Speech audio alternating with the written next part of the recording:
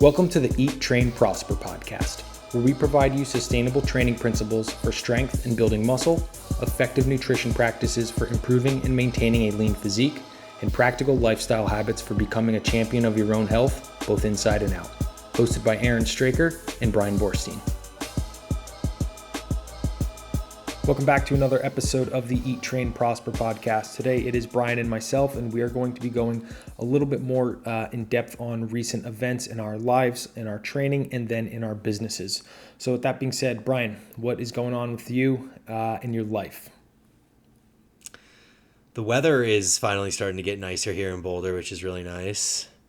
Oh man, I've been back and forth on whether to include this topic, but we're going to talk about it because it's on my mind. We had the Boulder shootings last week. It's been about a week, so it's taken that long for things to kind of like settle in and process for me. I mean, at first it was just like a state of shock and that it could happen, where we live and to be so close to both my home and the school where Bryson goes. So it was about 2.5 miles from my house and a mile or so from his school. They had to lock down his school, just for safety precautions. And we really had no idea what was going on as it was happening. Like, it was kind of like active shooter, and everyone was like, oh my God, what's happening? And then it was like, 3 injured, but no one dead. And we were all like, sigh of relief. And then, as we all know, it kind of turns out that there's 10 dead. So it's been really hard on the community here. A lot of fear, and just kind of people are shaken in general. As I drive by every day on the way to drop Bryson off at school, we drive right past the memorial that's kind of on the fence out front of the supermarket. There's all sorts of tributes to the people and stories about them and pictures and poems, and it's extremely touching and so sad. And to imagine that we were in that supermarket as I've shopped there before, and it's a place that I go regularly on the way to school to go get a coffee or something like that. So I don't want to dwell on all of this, but it's been on my mind. It's been weighing heavy on both myself, my family, and the community. And I just wanted to touch on it and let you guys know that I'm human and I think about these things. Yeah, I mean, for me, what I thought was really interesting is it's different because Boulder's it's kind of like a small town, right? I mean, technically it's kind of like a city, but it kind of almost isn't. It's like a very unique place, and it just was very, like, when I saw it, I was like, oh shit, because I remember when I came to visit you last, like that's the bus station you picked me up at, Table Mesa, Mm-hmm. So, and it was just really, one thing, and I mean, this is, I guess, my own opinion, we hear about it more often in like cities. So you're almost like, I don't want to say you would come to expect it, but when you hear it, you're like, oh, well, it's not like the first time. But this one was like, oh shit, like in Boulder that happened, Mm-hmm. And it would, for me, I like Boulder. I have some friends there like you and stuff. Obviously, I've been there a number of times, so it just felt even closer to me for someone who like doesn't have a home and stuff. It was kind of wild to me. Yeah, for sure. You're totally right about like the small town feel and how it hits you so much harder. So I agree with that. But like I said, don't really want to dwell on it. So just wanted to bring it up, touch on it, let you guys know that it's been kind of weighing heavy. And I think we can move on and talk about brighter things, like the fact that the weather is starting to get really nice in Boulder.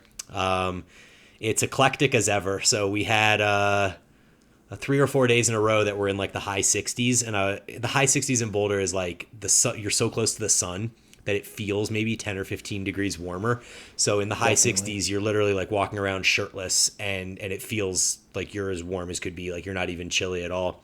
So we had that for the past like 3 days. And then yesterday, toward the end of the day, the winds picked up and the temperature just plummeted, and now it's 25 degrees and it's snowing. So, so there you go. And then over the course of the next 7 to 10 days, it's supposed to progressively climb into the 50s, 60s, 70s, and apparently the low 80s. So that's just Boulder weather for you. But I think my favorite part about the fact that the weather does that is that it means that when winter comes, you don't actually look at like November, December, and you're like, oh fuck, just gonna settle in for like another 4 months of like desolate misery like you would in, the Northeast or the Midwest or something like that.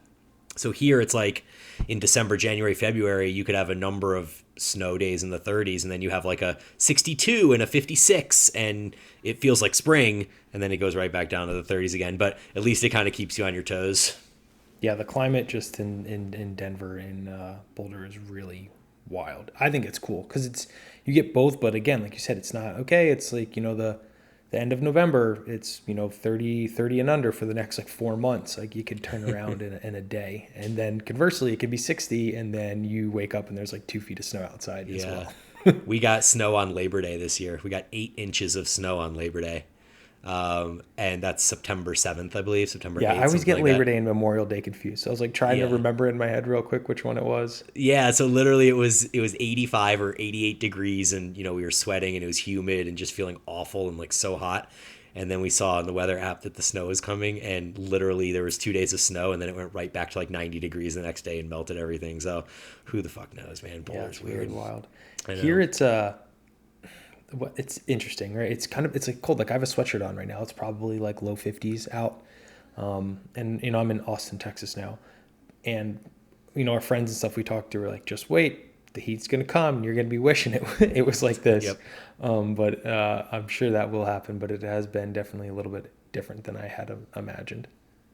Well, I'm coming to Austin on 423, I think. I need to confirm this with Lori on our call this week, but I think I'm going to be out there for the weekend. Okay, cool.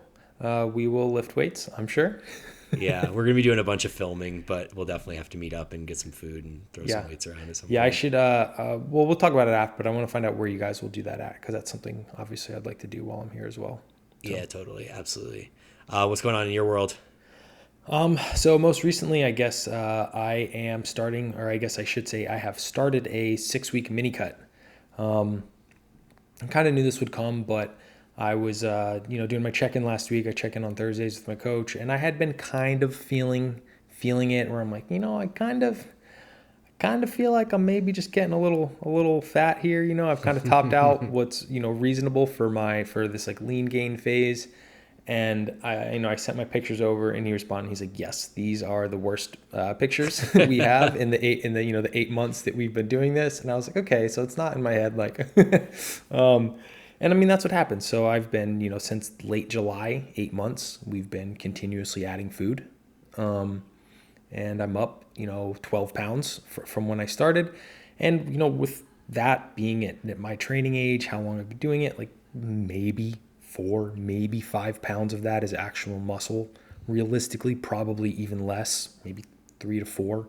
So that's what happens. You put on an appreciable amount of fat to get a little bit of muscle, and the what's really important and why it's nice having a coach help you with that is someone else, like those objective eyes, to be like, yeah, I think we're there, as opposed to like your kind of fears run wild, and then you cut it way too early. Or conversely, what happens with me, being completely transparent, is I kind of get like addicted to that scale increase, and I'm like, oh, 207, I wonder how soon I can get to 210, but it's just I don't go through those checkdowns knowing like, okay, at this point 70% of this is body fat I've put on. Going another 3 pounds, it's only going to get, like, my ratio is only going to get worse past that. So it is exciting to kind of be changing it up, eating less food. But what's really funny too is, with how dynamic our metabolisms are, like these first couple days, I'm pulling food back, I'm hungry, and I'm still eating like a lot of food, like well over 3,000 calories on still my rest days too. And like, I'm hungry. So, I mean, not in like a bad way. And like, obviously I justify it. I'm like, okay, Aaron, we're not actually like in risk or starving. You're eating like 3,600 calories, 3,700 calories. Not like, it's not like I'm actually hungry, but my body's still just sending me those signals. So it is just wild with how dynamic the metabolism can be. So what you said you're eating like 3,600 calories now on your mini cut. I thought you were at like 4,000, 4,200, something like that. Yeah, so this was just like our first Week of the mini cut. Yeah. first week Drop of a bunch of glycogen and see yeah, what and just seeing what happens. happens when we pull. So my carbs came back by 100, basically, from 570 to 470. That's still a shit ton of food, man. Yeah, I mean, that's a lot of food. So is the idea like when I think mini cut, I think like really aggressive, right? That's kind of like the term that goes along with mini cut, where you're maybe at like 1,000 calorie deficit for the majority of it. yeah. I think the plan is just to kind of use this like 6 weeks to see as a tester. Like, okay, if I and for me, my weight will change really easily, except going north, right? That's a little bit harder. So we're going to see, hey, we're going to reduce calories for 6 weeks, see what pictures look like. I think we're going to really leverage pictures much more than scale. And also, I'm increasing my activity a little bit. I'm going to start going on like walks in the morning. And for me, I respond really well to that. So we're going to take like a conservative route and then reassess in 6 weeks. Okay, where am I at? What do pictures look like? Can we maybe push food for another 2 to 3 months? Should we should we turn this mini cut into like a more traditional, fat loss phase? Just kind of reestablish once we get there. You're truly, and I mean I am too, but we're truly like the definition of like lifestyle bodybuilders. Like we literally live that life and treat it as if we're like gonna step on stage, but like we don't actually step on stage. Yeah. So I look at how I view, my training. The nutrition's kind of hard because like nutrition, like at the end of the day, like this is my career. You know what I mean? So for me, when people are like, man, don't you just want to eat like pizza and burgers and stuff? I'm like, well, like to be completely honest, no. And the real reason for that is because I feel like dog shit afterwards. And we can kind of talk about some gut stuff that I have coming up. But two, it's like I experiment on myself all year long so that I can, formulate some new anecdotal evidence or experiences. I can try things with clients. Then, like I'm always using myself and as an experiment and leading from the front, right? So it makes it much easier because it's not just like I want to have abs for summer. Like I'll bulk through summer if I, can come to some new conclusions and it will advance my business. Like the vanity part doesn't hold as much water as it used to because now I, really steer and direct clients off of what I do from my own kind of stuff. So it's basically just like this big training and nutrition experiment. And I like it. I look at myself like a science project kind of. You're N of one, yeah. That's really cool. No, I agree. I feel the exact same way. And I mean, that's just part of the nature, I think, of being in it this long, and in that the process becomes the exciting part and progress is just kind of like a byproduct of the process. Yeah, I agree. I love the process. And what's funny is, I'm kind of in this position where now things are like changing a little bit, and it has taken me a little bit to adjust. I'm like, oh shit, I can't just, put 200 grams of orange juice in my protein shake anymore because I don't have infinity carbs. I need to like actually plan a little bit now. So again, it always comes with a little bit of adjustment, but I'm sure it'll be nice. And what I really wanted to do in a perfect world was run some labs, like blood work, at this high end phase. Because if I'm being completely honest, I think after, 8 months of pushing calories, it objectively has a small decline on my health markers, right? Just from oxidative stress, especially so much carbohydrate. But I kind of wanted to see what the changes were, but I just kind of didn't time it well. But there's always next time for that. Yeah, for sure. Plenty of bulks and cuts in your future. Yeah. Cool. What else is going on? So we're changing training actually now as we want to leverage a little bit more of activity and volume changes as opposed to just the food. So it's a new longer cycle. We kind of previously spoke about it. It's like a 17-day cycle. And being completely transparent, like I don't like it. So I'm probably gonna chew on it a little bit, probably run like the first like week and see how I feel. And there's just things I'm trying to approach it like pragmatically and make sure it's just like not my ego. But some of the days it's a very, very different style of training than I really have done, right? So some of it's that novelty, but other parts are like there's an arm day, right? And You hate the arm day. I hate the arm day. I'm not motivated. Like I'm not motivated to go in and train biceps and triceps for 60 minutes, And for me, some of it, I wrote an email this week, and it was on like optimality versus like practicality, Mm. right? And I think like there's that threshold or that trade off where something might be optimal on paper, especially when we're in the context of like a research study or whatever, but in like practicality with in something that I think has a very large implication is psychology. If Mm. you don't want to do it and every single day you go in and you're just like not pumped about it, it might be optimal on paper, but in terms of practicality, if you're like miserable and you don't want to do it, like how optimal can it really be when you're just like, pushing yourself to do it just for the sake of doing it and there's no enjoyment in it anymore? I 100% agree with that. I mean, I've never had success with a program where I was going through it and just didn't look forward to the sessions. Like part of the training journey and getting the most out of it, I think, is the mental game that you play with yourself, like leading into sessions and like building excitement and butterflies and like that anxiety that kind of pushes you to excel, which is it can like anxiety can be seen as a negative, but I think in this connotation it more has like a positive effect. But when Agreed. it's not that like positive anxiety, but it's more just like a lack of enjoyment, like you're saying, or negative associations with the anxiety of training. I think that definitely is not a sustainable model. Yeah. Really good point you brought up. When I was, I just came off that, or a couple weeks ago, came off that 3 times per week leg training session. Like, I had that anxiety going into those leg sessions, or 2 of them. The one wasn't really bad, but it was like that nervous excitement, like, can I really push it again, Mm-hmm. this week? And it was, I would say it was like a combination of good and bad, right? I was excited to be able to like really push myself, but I could easily overdo it and then I would ruin my day because I'd have to go home and lay on the floor. Right, right. But it was still like I enjoyed that. There was that enjoyment there from like a weird, masochistic type of way, but it was there. It was present for sure. Yeah. Well, let's take it back to nutrition real quick because your boy, talking about myself, I've been eating too much food. And I had that. I was talking like a few episodes ago about how I wanted, to continue my gaintaining route and keep like, a third of a pound a week, which would, take me to just over about a pound a month. And I was maintaining that for a while. I think I went from like 189 to 194 in 15 weeks, which is exactly like a third of a pound a week. And then that continued probably for another couple weeks. And then over the last month, we had my wife's family in town. They were baking all the time. We were ordering in food and going out to eat, and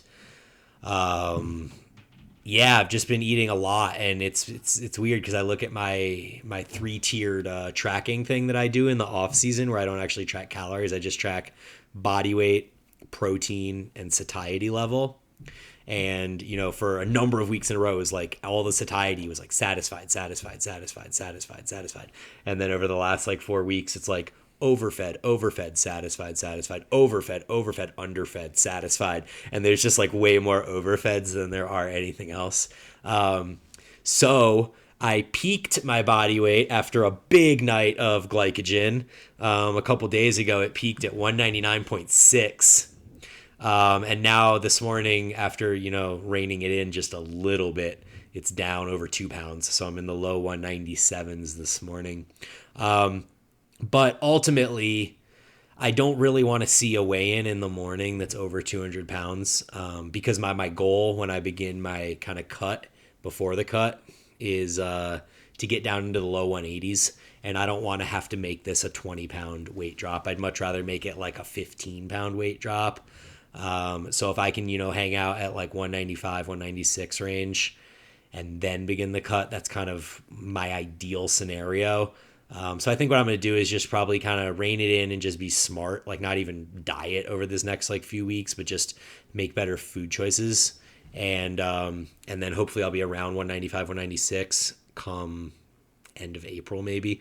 And that's when I want to begin the diet that potentially will be 12 to 15 weeks would be my guess. Probably lose about a pound a week average. But maybe a little bit more aggressive in the beginning, a little bit less aggressive toward the end, Yeah, and hopefully end up at the low 180s in the beginning of August, maybe something like that, beginning to mid August, and that would kind of give me a good idea of where I'm at and where I need to go from there. Yeah, that I think is a really solid plan, especially considering like fingers crossed with Boulder that the weather is consistently nicer. That is generally one of those like kind of small tweaks. Like you just have from the sun being out, it's warmer, more desire to be outside, moving around a little bit more, and you get some of those kind of low hanging fruit just from your non-exercise activity thermogenesis increase there. Yeah, I was actually going to ask you. You mentioned that you're beginning to add in additional walks. What has your step count been throughout like the 8 month bulk? Like, what's your like weekly average? I mean, to look it up, it's probably abysmal. Um, Probably 5 to 6,000, being Yeah, completely that's just honest. normal movement throughout the Yeah, day. normal movement. Yeah. So you It adding in like an additional 3,000 in the morning or something is going to increase your NEAT by like 50% or something like probably, that. That's a huge yeah. number. After it was my step count was probably like around the 7,000 through like October, and then when we moved to actually no, when we moved to Playa del Carmen in December, it really went down. But in Denver, it was actually higher because we walked everywhere. Walked a mile to the gym each day. It was probably around 7,000, 7,775 till December, and then it was honestly probably some of the worst since I've been loosely monitoring in Playa, because the gym was closed and I just worked in the apartment all day long, Right. and it was definitely lower there. Yeah, so I think that adding in 3,000 additional or whatever and upping that by 50+% makes a huge difference. Whereas for me, like even in the shitty winter weather, my phone still tells me that I've been averaging, I think 10,200 is my average. And How? that's because I get like 7,000 without even doing a walk, like just by chasing the kids around and like driving them to school and walking them to the front door and walking them back and all these different Exactly. things that you have to do as a parent. I was getting like, 7,000 a day without thinking about it. And then if I go for like one short walk or I, listen to a podcast and I walk on the treadmill for a few minutes or whatever, suddenly I'm at 10,000. So it's really easy for me to get steps. And I remember this from the last cut that I did last summer, that I started the cut around 10,000 steps average where I am now, and by the end of it I was averaging like 14 to 15,000 because I didn't want to have to drop calories further. So I just ended up finding myself like making more time to go for walks. And it's weird because like when you're in this dieting phase and you look at steps as a way of increasing NEAT, it it really is like an inefficient way to go. Like it would be much more efficient for me to be like, okay, instead of walking 5,000 steps, which takes almost an hour, I could literally just cut like 200 calories out of my day. 200 calories. Like it's just, that's one of the things that I want to try to be more diligent about on this diet. Like I think people have asked me like, what are you going to do differently? Things like that. And I think that I did a really good job last time, but I think that I wasted a lot of like lifetime just through accumulating steps that maybe could have been avoided with, a little bit more control on the nutritional side. And it's not that I lacked a ton of control. Like my calories went from 3,000 at the beginning of the cut to 2,700 to 2,400 to 2,300 or whatever. And to me, that felt low. But the argument that I always hear on the other side is, well, you won't want to eat as much if you're not as active, which makes sense too, because I would finish those walks and I'd be like, yes, I just walked 50 minutes. I can finally eat like this Quest bar or some shit like that. And so, like, why not just not eat the Quest bar and don't go walk for an hour? Yeah, I think at that level of calories, that is what I would recommend, and personally, what I would do as well. I would just not take those 200 calories and then reduce my time. So here's the other side of that, though, and this is my argument for why I think the steps thing was important for me in that moment or in those moments, because shit. Now I lost my train of thought. It's fine. We can come back to it. Yeah, Yeah, but yeah. I think, and I actually was just having this conversation with some of the guys on my clients on my call last night. In terms of with dieting, right? The whole process and the whole problem of why we can't diet or why we shouldn't. I wouldn't want to say can't, because like we've talked about on the podcast before, some of your natural bodybuilders will diet for like 3/4 of a year. what happens is the metabolic adaptation, right? Your body gets really thrifty and efficient at spending its calories, and it kind of bites you in your ass when you want long-term fat loss.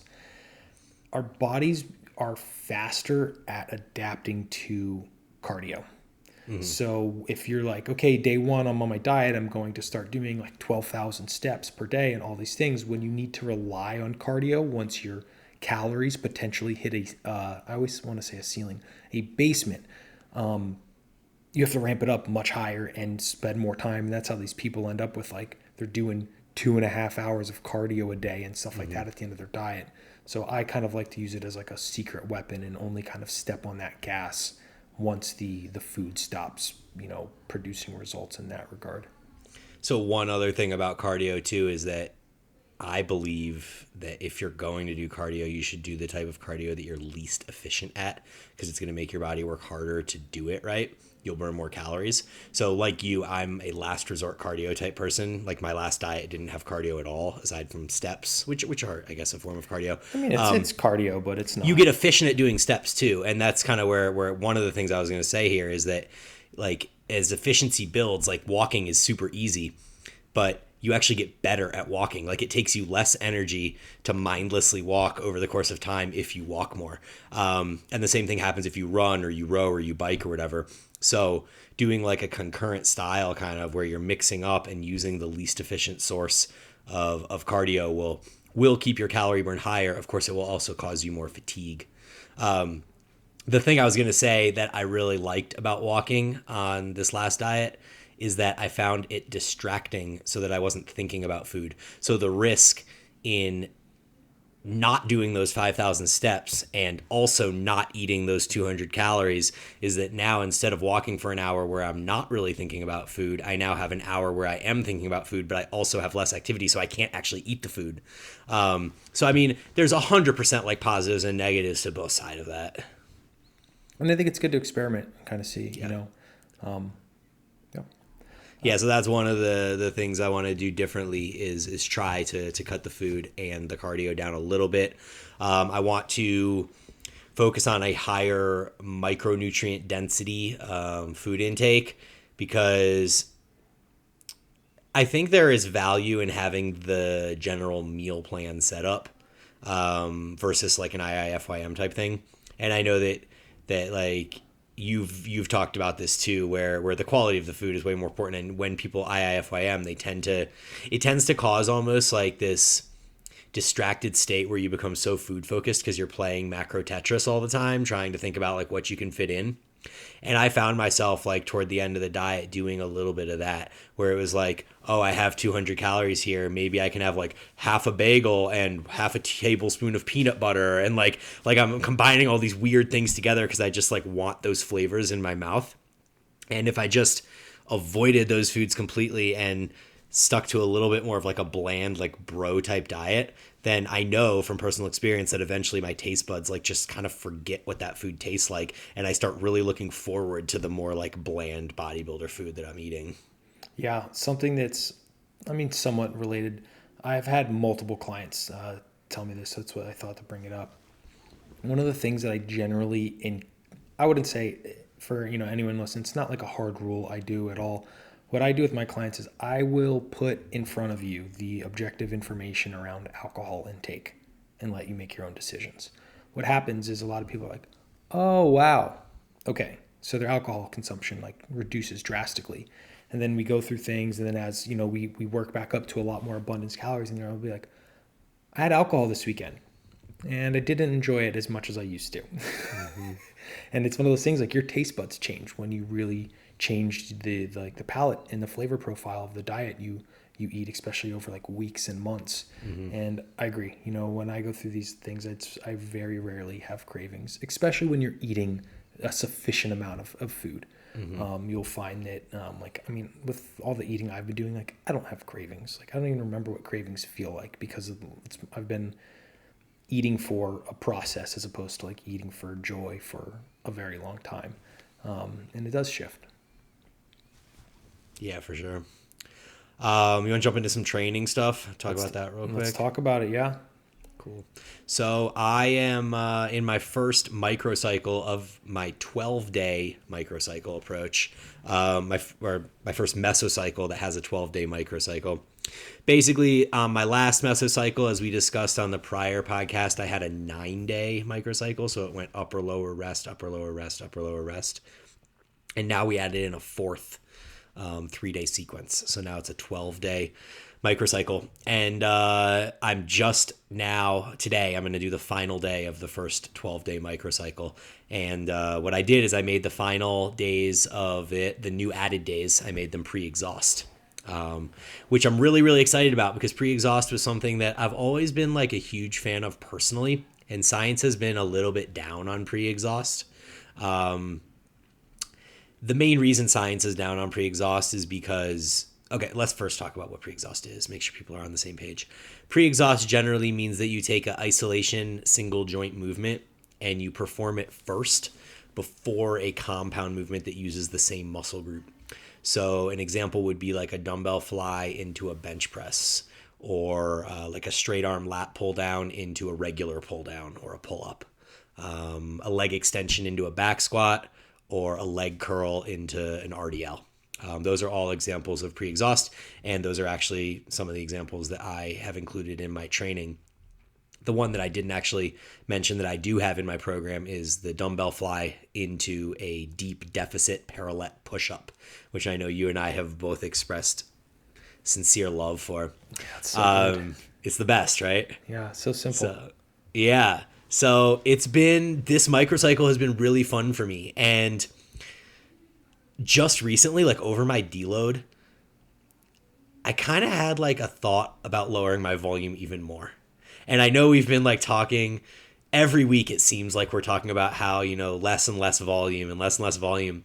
And it's just wild to me because every time I lower the volume, I feel better. I look forward to my sessions more. And I feel like I'm putting more effort and intensity into the work that I'm actually doing.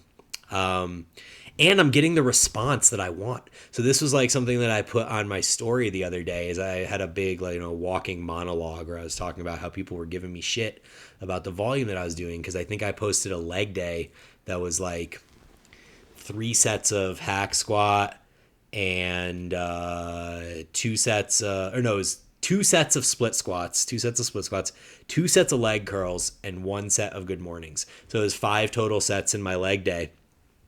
But what I was trying to say when I was doing it is that those 5 sets took me over an hour to do, because there's all these like ramp up sets that go into building up to the split squat. There's the rest periods between each leg of the split squat. There's the fatigue that's accumulated through doing each set of the split squat. And there's ramp up sets for the leg curl. There's ramp up sets for the good morning. So when people look at my workout and they see that I did 5 sets, they're like, that's not evidence-based. You're doing like way too little volume. You did 2 sets for quads and 3 sets for hamstrings. Like, what's going on, right? And so I updated my monologue the next day and was like, guess what? I'm sore. Like, my quads are sore, my hamstrings are sore, my glutes are sore. And so I'm like, I did 5 sets, right? But would you say that I should have done more than 5 sets? Like, would I have been better off doing 8 sets or 10 sets or 12 sets? Like, what if I would have been so fucking sore that I couldn't have then worked out again for another like 5 days on my lower body? Because the way that I did it is I was slightly sore, I felt fatigued, and then I took an upper body day, or I had a rest day, then an upper body day, and then I did legs again. So 3 days later, I'm able to train legs all over again. And so this brings me up to a thought about like how people count volume. And I think that this is like one of the most interesting things, because if you remember, did you ever read Muscle Mags back in like the late 90s, early 2000s, or was that like a little before your time? Yeah, I would say earliest I probably started was like 2003, 2004. Cool. So back in like the day in the Muscle Mags, they would always have these like pro bodybuilder workouts, and they would list them, and it would be, 20 sets. It would be like 4 sets here, 4 sets here, 4 sets here, 3 sets here, 3 sets here, whatever. And it was like 18 to 20 sets, and that was the workout. But when you actually watch or listen to these guys talk about the way that they worked out, like when they would have YouTube videos and things like that would come up, no one was actually looking at that and being like 4 sets of bench press, and where they would work up to a weight and then they would do that weight for 4 sets and they would call that 4 sets. The way that they were doing that is they would do like, 10 reps at 135, 8 reps at 225, 6 reps at 315, and 4 reps at 405. And they call that 4 sets because they did 4 sets. But like only one of those sets was actually hard for them. And I think that that's the way that I'm counting my volume. The same thing can be said for like guys like Dorian Yates and Mike Mentzer. And these guys were on the other side of the spectrum of the volume accumulation. So like guys like Arnold and Lee Priest and Jay Cutler and like big bodybuilders from the 80s and 90s, or Arnold from the 70s, they would count it in the way that I mentioned before, where it'd be like 4 sets at chest, but there's really 1 hard set. Mike Mentzer and Dorian Yates were on the opposite side, where they would say, we're the low volume proponents. We only do 1 set for each muscle group, or, whatever, 1 or 2 sets. But they would do the same fucking ramp up sets. It would be the same thing. They just wouldn't count them. So everyone's doing like the same amount of volume. Like they're all spending the same amount of time in the gym. When I'm doing 5 working sets, I'm really doing 15 sets. They're just 10 of them I'm not counting as real sets. So I think that that's really important for people to understand. And I also think it's important when I talk about how I keep lowering my volume session to session and lowering my volume, that yes, I am lowering my volume, but what I'm doing is I'm taking away those top sets. I'm still doing 3 to 5 ramp up sets, but instead of 4 top sets, I'm doing 2 top sets or something like that. And to be honest, like, I don't know why I ever thought that I needed to do 4 top sets of something.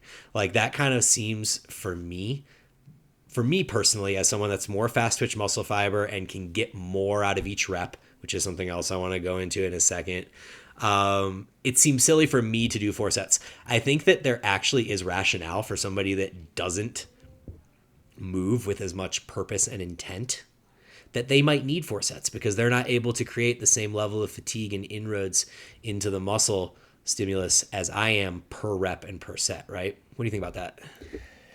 Yeah, I mean, I agree. I think what's hard is it's kind of subjective, right? And especially when different people interpret the volume landmark studies and that sort of thing, is when you're looking at something, and I don't want to go down this rabbit hole, but there's been this like really kind of childish and silly debate, with Lyle McDonald and Mike Israetel over training proximity to failure and stuff. And I think that's kind of what it comes down to, because everyone can kind of rate it differently.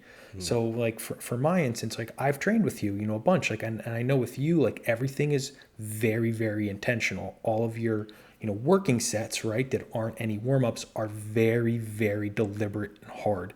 You're taking adequate, I don't even want to use the word adequate. You're taking like what, 4-5 minutes between sets sometimes to Lower body for sure. Yeah. Lower body for sure, to make sure that like set 1, as little as possible, is affecting your performance of set 2. You are really, really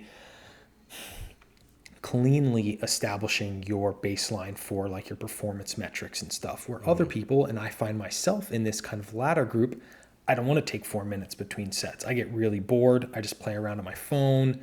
My pump goes away, and then I just don't like it.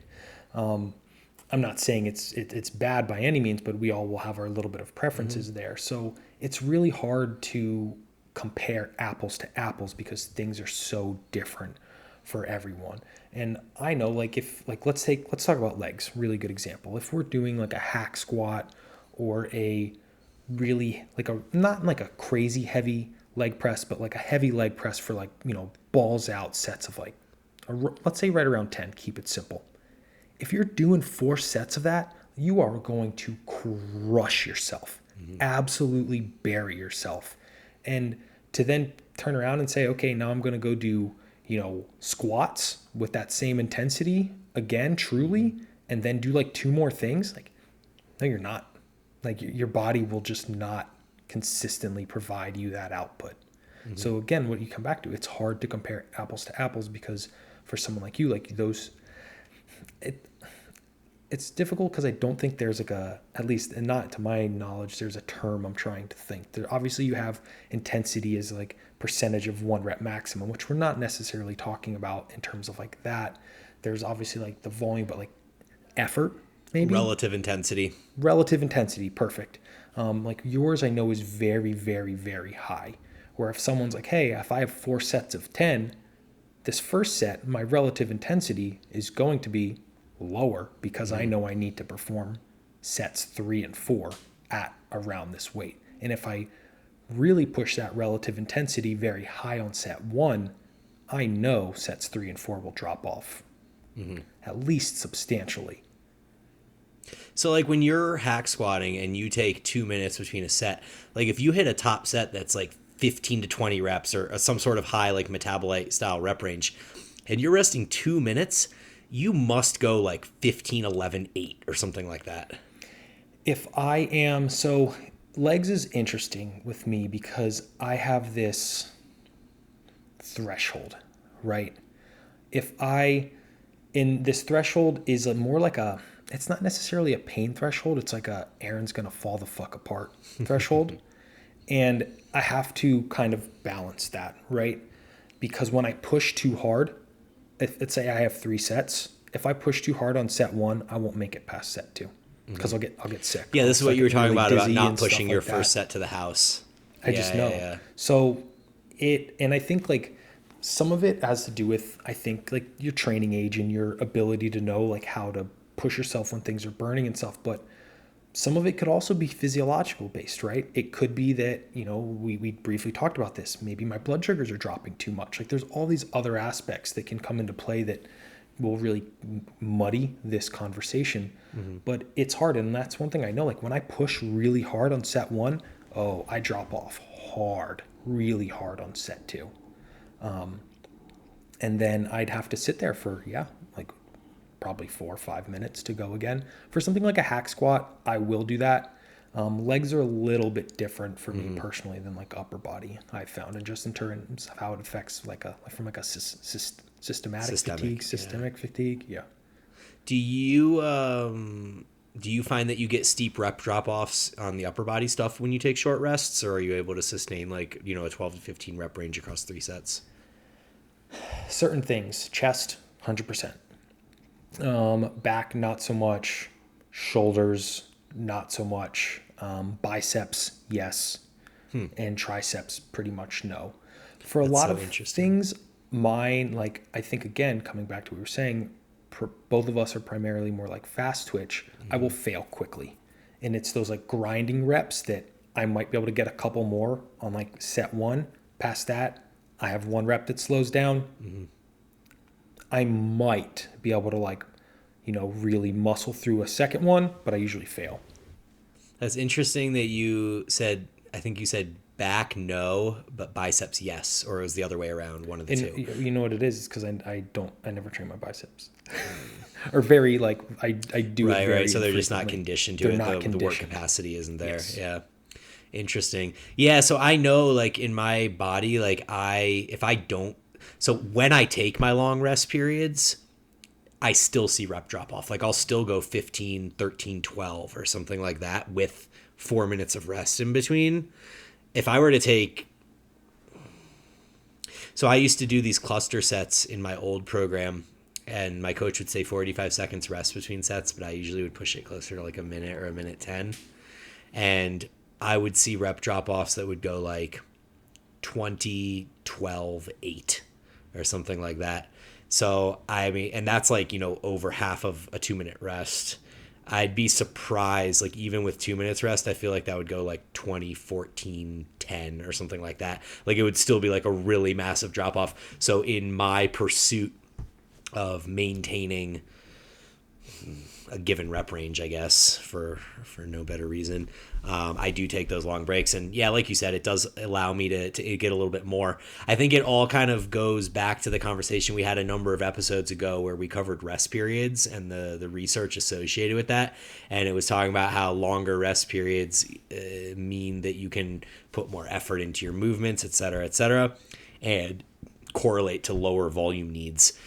And what they found, I think, to recap it, was that something like 2 or 3 minutes rest was the minimum that you could expect to take and not need extra volume. And then anything under than 2 minutes of rest, and you now are at the point where your set quality is going to depreciate to a point where you have to do extra volume to make up for that delta. Yes, and that's actually, I would, if you're down, I'd like to kind of take the conversation in that direction a little bit. Sure. This is something I wanted to talk about. So I've found that at different periods of it really comes down to what I think is other kind of mental bandwidth and engagement. So like right now, right, podcast is a new project, right? Takes up a good amount of mental bandwidth for me, the business, etc. There are points where I just want training to be pretty much like a physical endeavor. And then there are parts like, for what I consider like really, really well thought out, developed programming, like very pretty much what you do, there's a mental aspect to it. Like it's probably as much mental in terms of planning, thought, selecting weights as it is physical. I am in a period right now where it just seems exhausting for me to do the physical part of training. I just want to show up and sling some fucking weights, to be completely honest. Yeah, you meant to do the mental part. You said physical, but you want to. Oh, sorry. Yeah. Yeah, I just want to do the physical part and like yeah. show up and lift. So generally that's like more of your bro style training where your rest periods will decrease, but you need, I don't want to say need, it's probably or suggested you need more volume because your rep quality decreases because you're not resting as much. So it's kind of, there's like that volume spectrum kind of shifts based on how much like mental there is in your training as opposed to like purely physical, right? There's things like the 100s workout, right? Do 100 push-ups and 100 pull-ups. If you added load or perfected your movement, you could probably get as much hypertrophy from maybe 22 reps or 23 reps or something as opposed to 100, but your relative intensity and what I'm considering like you're suggesting the mental aspect is more dialed in with the lower volume. So you're saying with the sets of like with 25 total reps per movement loaded is less than doing 100 reps unloaded. Well, not necessarily less. It can provide like an equal hypertrophic Yeah, for stimulus sure, for sure. because Yeah. I your mean, I guess it movement is depends. Like if you're doing perfected. 100 push-ups and you're doing like 40 the first set, like you're kind of pushing the range of being outside of like the hypertrophy spectrum. So I Yes. guess it also depends like how close your proximity is to failure on each of those sets and maybe even like how many sets you're doing. Because if you're doing 100 reps of push-ups, say you go 40, 30, 20, 10, then that's 4 sets. And we'll assume that each of those sets is, within 3 reps of failure or something like that. Then I think that that's the equivalent of 4 sets that you would do weighted. So then maybe you do like 4 sets of 6 weighted, and each one is 2 or 3 reps from failure. And that gets you a total of 25 reps. So I think like hard set to hard set, you're getting the same stimulus. I don't know if that was the point you were trying to make or not. Yes, I think maybe that was a bad example. Like let's like pull-ups maybe better because like who's doing 40 pull-ups? I mean, I'm not. Okay. I know that's for Okay. sure. But like it's not if you're like another guy or whatever with a decent amount of muscular. I mean, I can do 40 push-ups, but like 40 Right. pull-ups, no one's really. I mean, someone might, but Right. realistically, it's less. So you're saying you do 100 reps, but maybe you do like 10 sets of 10?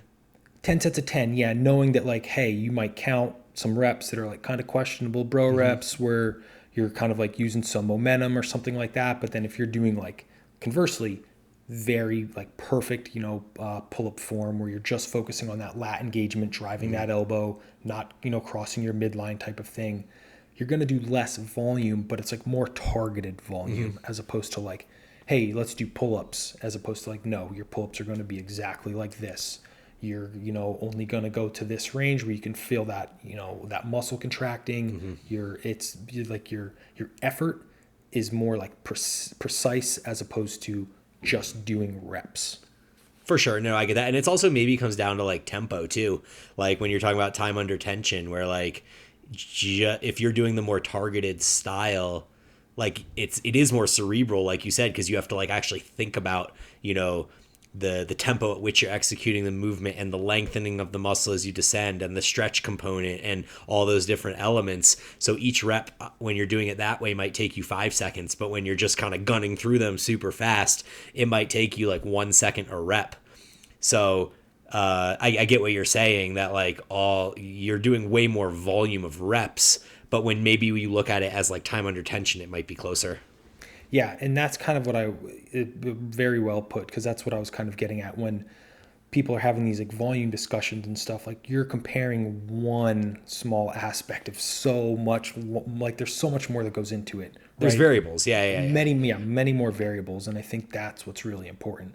Like, I mean, if you're doing, like you said, you did 2 sets of like rear foot elevated split squats, right? You did 2 sets of leg extensions, 2 sets of leg curls, 2 sets of leg curls, and what was the last one? 1 set of good mornings. Okay, but I guarantee all of those were tempoed, full range of motion, everything was active. You weren't like, there was no low quality reps.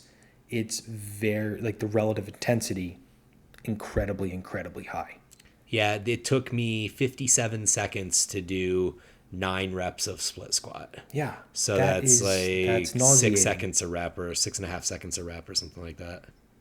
Exactly. Yeah, that's I took a bit of a roundabout way to get there, but that's what I really wanted to talk No, about. totally. I 100% agree with all of that. And then you may have more to say on this, but before I forget, I want to add one other thing because I feel like I was talking about pre-exhaust, and then I feel like I got super distracted by something and didn't finish my thought. So I believe that the evidence-based community believes that pre-exhaust is not a great approach because it decreases mechanical tension of the compound movement. So what I was doing prior was explaining kind of what pre-exhaust is, where you go from the isolation movement to the compound movement. So if I go from a dumbbell fly to a bench press, I'm not going to be using as much weight for the bench press as I would if I had done it first and wasn't fatigued from the dumbbell fly. So the argument against pre-exhaust is exactly that the big movement that you're working is getting less mechanical tension because the load is lower. Which 100% makes sense. And the truth is, like, for that reason, I haven't used pre-exhaust in years. I think the last time I did pre-exhaust, I was at still at the CrossFit gym, but I was doing bodybuilding training, and it was that exact sequence that I talked about. That's the dumbbell fly into the deep deficit parallel push-up, and that was like my go-to for chest all the time. But back then I was doing a bro split. So I would do like, my mechanical tension work first. I'd go like bench press, then I'd go dumbbell incline, then I would do something else. And then at the end, I'd be like, all right, let's finish with like some pre-exhaust chest work. Cause like, I guess my chest wasn't fucked up enough from all the prior stuff. But now the way that I'm using pre-exhaust is it's its own day in my programming. Like I was saying, it's the 4th sequence of that upper lower rest. Right. So, yesterday for my upper body day, I went straight arm pull downs directly into regular pull downs. So it was like a lat isolation movement into like a lat compound movement. And because my back handles more volume, I did 3 supersets of that. And because my chest needs less volume, I only did 2 supersets of dumbbell fly into deep parallel push-up. So that was the way that I count volume for pre-exhaust is 1.5 times. So I did 3 sets of straight arm pull downs and 3 sets of regular pull downs is 6 total sets, but I count it as it's actually like 3/4 if you count both. So I would count that as 4.5 total sets for back. Because you're not getting as much mechanical tension on the compound movement like we just discussed. And then for chest, because I did 2 sets and 2 sets, that's 4 total sets, but it's really like 3 sets in my book, 75% of the total combination, right? So that was all I did for chest and back yesterday. And of course, not unexpectedly, my lats and the rest of me is extremely sore today because pre-exhaust is a new thing that I haven't done for a while. So novelty was the key to getting sore there. And that's exactly why we can't look at soreness as like anything more than just, okay, you had like, in this one moment, you had a decent session if you got slightly sore, right? That's really all we can take from it, because I can't look at that and be like, man, this pre-exhaust thing is like the best thing ever. Like my back never gets sore and it finally got sore, because that would be the way I would have thought 10 years ago. But now I look at that and I'm like, well, that's just because I haven't done pre-exhaust before, and I did, and now my back's sore. But the cool thing about pre-exhaust, and I think the thing that I'm the most excited about its implementation into my program, is that it gives me a session away from that heavy mechanical loading. So it's just like kind of that mental reprieve like you were talking about. So I still have 3 days where mechanical loading is the primary focus, but instead of finishing those 3 days and then going right back into a new microcycle where I'm doing mechanical loading all over again, I have this pre-exhaust day that I can go through that allows me to really focus on the musculature that's working without as much burden on the joints and the system and things like that. And it almost acts like a mini like 3-day deload at the end of each period, where then I get back into the mechanical loading movements again. So I don't know if it's going to actually end up feeling like a deload, 4, 5, 6 weeks into this thing. But right now, it feels really good in the moment, to have a session away from that and feel the muscle fatigue without feeling like the systemic fatigue. Yeah. The last thing I want to add to that you kind of brought up right at the end, joints. And I think that is another case where using like either like a pre-exhaust or just moving a certain movement later into your exercise sequence can really help out. So, I mean, I know I talk about this one a lot because I really like it. Hack squat. And I find like past a certain weight on the hack squat, my knees get a little bit achy because I just push harder, right? But if I do my hack squats like after other things, I just can't lift nearly as much load on them. And then I can get an equal kind of fatigue or feeling, subjective feeling, of course, with significantly less weight, but my joints continue to feel like butter. And as you age, there's that trade-off, right? Everything exists on a spectrum. You might think like, hey, I want to be able to train my legs, but I don't want to, potentially sacrifice the quality of my joints or knees. Like for myself, I've reached that point, right? There's no more tendon surgeries happening in my life. I've had enough of them already. And I honestly, this is the first time I'm kind of talking about it, thinking about it, I'll take less hypertrophy to safeguard myself from having another knee surgery because, it's just something I'm not doing it anymore because And you can't train if you're injured. Exactly. I learned that one the hard way.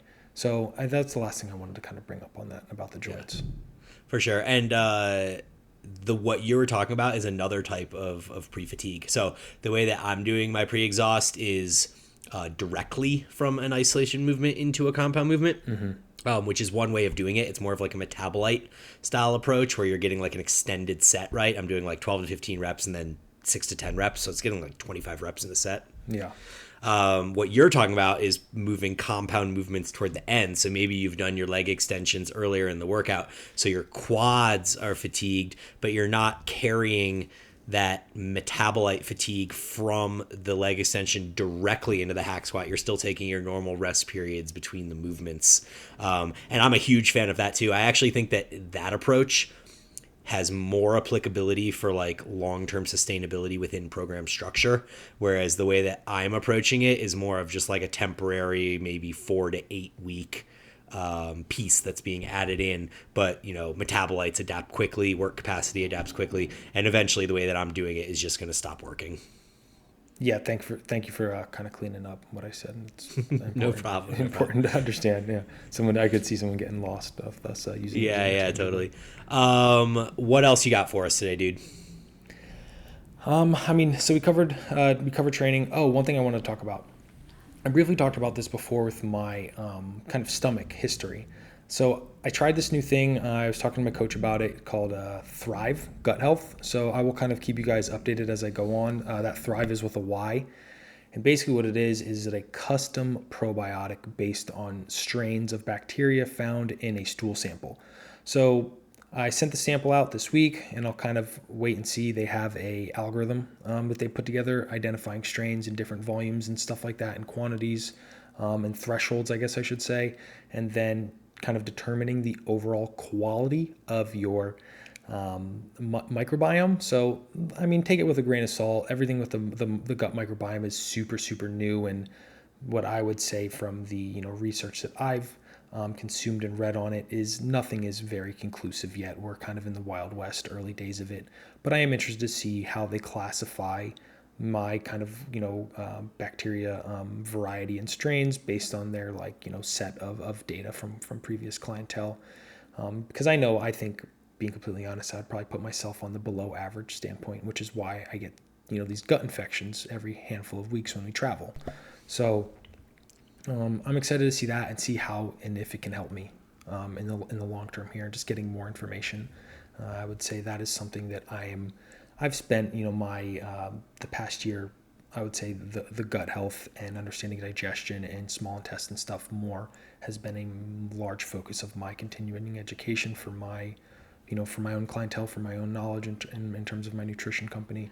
So I'm very, very excited just to go down that rabbit hole and see if I can basically, make my stomach and gut a little more ironclad, because right now it's probably tin at best, or some other weaker metal. What were you having issues with your stomach before you started traveling the world a couple years ago?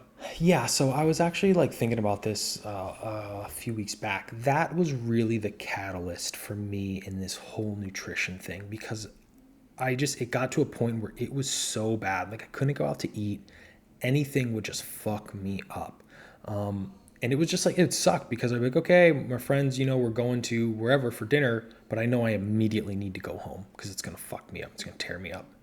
I don't really remember when that started in my young adult life, but that is another reason why I know hey, it's really easy for me not to drink. It's really easy for me to say no to getting pizza or wings, because I know what's going to be on the other side of that. I'm going to feel like shit. I'm going to need to go home, and then the next day my stomach's going to be all tore up, and then it's going to take me a handful of days to get back to my baseline. So, I know I was joking when when I sent the thing out on my Instagram. I was like, let's see how many parasites I have. I doubt I actually have a parasite, but I guarantee there's gut dysfunction in there. When I do kind of digestion tests, there's a really simple one you can do for hydrochloric acid, for your stomach acid, that I'll have a lot of my clients do, called a burp test. I never burp after I take it. So I'll use digestive enzymes and betaine hydrochloric or digestive bitters and things like that, which help kind of bring me back to baseline. But I haven't quite yet found for myself how to get back to baseline and thrive per se without some of these additions.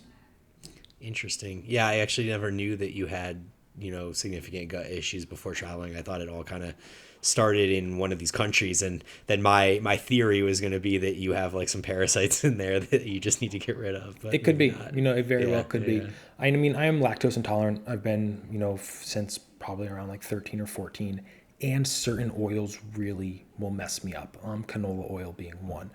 And when you consider those two things, 9 out of 10 times when you go out to eat, you're getting either dairy in something or your food cooked in canola oil. So perhaps I just kind of lost the lottery in that regard, where it's just the propensity is high. But more on that. I'll kind of keep you guys updated as I go through and see a little bit more. But hopefully at the worst, it's just a little bit more to learn about what's going on with myself. Totally. Yeah. Well, I hope that all works out for you. Yeah, we'll see. And Jenny too. How's Jenny doing? Jenny's good. She's excited to kind of make some friends and stuff like that here in Austin. But she's good. Back to training. She's following the Paragon physique. So shout out to you and Lori. I know everyone. A lot of people love that and stuff like that, which is really, really cool. So she's excited to get back to training really hard and stuff. So she's doing good. Her stomach's feeling better. Yeah, she's doing better. Nice. Very glad to hear that. That's cool. Yep. All right, sweet. I don't have anything else, man. Cool. Well, thank you guys for listening. This is a pretty cool episode. Bryan and I just going deep on a couple different topics that not as much a questions or whatever we just went off on. So let us know if you enjoy it. And with that, we'll talk to you guys next week. See you. Thank you so much for listening to Eat, Train, Prosper. If you found this episode valuable, please subscribe or share us with your friends. You can find more from Aaron at strakernutritionco.com and more from Bryan at evolvedtrainingsystems.com.